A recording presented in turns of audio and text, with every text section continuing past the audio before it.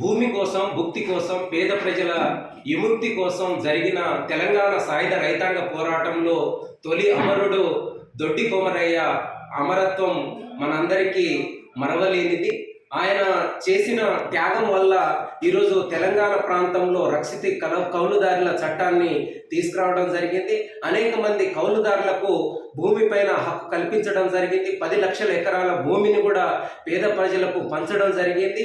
కానీ ఈరోజు పరిపాలిస్తున్న పాలకులు భూమినంతా కార్పొరేట్ల పరం చేయడం కోసం ప్రయత్నం చేస్తూ ఉన్నారు.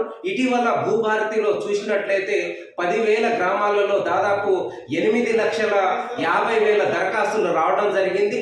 అంటే భూ సమస్య అనేది ఇప్పటి వరకు పరిష్కారం కాలేదు.